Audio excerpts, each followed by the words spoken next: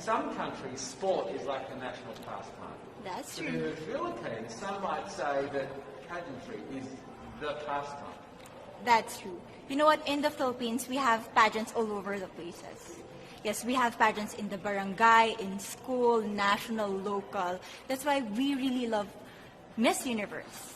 It's like it's giving pride and putting the Philippines back on the pedestal. That's why there's an added pressure as a candidate coming from a pageant-loving country.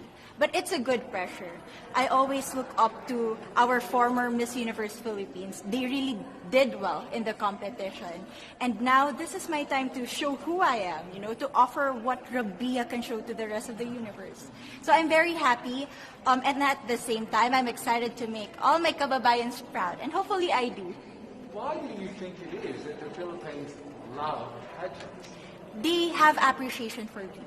We do love pageant because we used to think that we wanted to be included in the world, I have to be honest, in the Philippines, my skin color used to be not the standard of beauty. I was obsessed whitening my skin because these are the kinds of beauty queen we see on the mainstream. But things were different now. That's why I'm very proud to be a morena. In the Philippines, we call it morena. It's brown skin girl. And to be able to represent, my color, my identity as a true Filipina. Tell me about your journey to being crowned Miss Philippines. That, in a world that, in a country, I should say, that loves pageants. That must have been a very intense process. Tell me about, your journey to being Miss Philippines. Well, my journey was crazy. You know what? I started to be a dark horse. Nobody noticed me. Nobody knows I was in the competition up until the preliminary and the coronation night.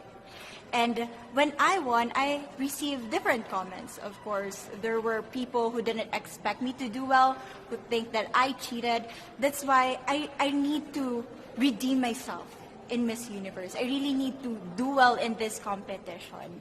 And the thing is, I love pressure.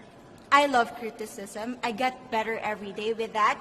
You tell me I cannot do that, I turn to you and I'm going to say that, no, I can do it for myself. Good for you.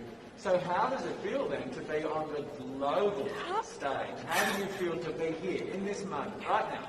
It's crazy, but I'm overwhelmed with the support, not just from the Filipino community, but also from Thailand, Latin countries who do appreciate me as a candidate, as a person.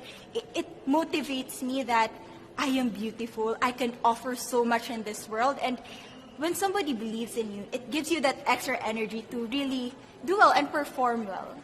Do you have a sense with the girls, all of the girls competing, you're competing, but is there a sense of camaraderie with all of the girls? Is there a real spirit to, sort of motivate each other to do better? You know what? I have a different idea about Miss Universe. I thought it's going to be very competitive, in a healthy way, well, of course. But now I can see every girl helping each other, from fixing those hairs, from trying to zip up those outfits. It speaks of the closeness and the kind of camaraderie that we want to have. The goal of Miss Universe is not just to crown one girl, but also to build a genuine and long-lasting friendships among us. Would you say within the Miss Universe world, the contestants, is there a sisterhood? Are you sisters? There is sisterhood. I can say I was able to talk to different representatives from different backgrounds, different cultures. And despite our differences, there's so much to be highlighted in what binds us together. And that is because we want to empower women. We want to have our advocacies. We want to speak for the things that we love. And that's a celebration of women and the beauty that we have. So coming out of this week, obviously you would love to be crowned Miss Universe. Of course. And that would be wonderful, of course, for any of you. But what else will you take out of this week? What do you think you'll feel at the end of this week, regardless of the result? How will you be a different person? It's the growth and the development that I was able to have during preparing for this dream.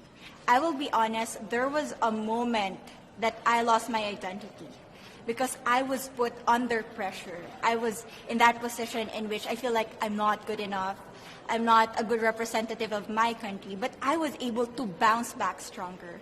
And if I was able to do that for Miss Universe, I will be able to do that in life. That is my greatest takeaway from Miss Universe. Okay, so the Philippines have a huge amount of fans. Yes. I want you to give us a little bit of a message to the fans here and at home. But send a message. What would you say to all the fans in the Philippines? To all my fans from the Philippines and from all over the world, maraming salamat po. Thank you so much for loving me and for believing in me. It means a lot to somebody who is so naive in this industry, who has no idea how to become a beauty queen on the first day of my journey. But because of your love and support, I was able to be the woman that I am today. And regardless of the result, I may or I may not win the crown, but one thing is for sure, I'm gonna make you all proud.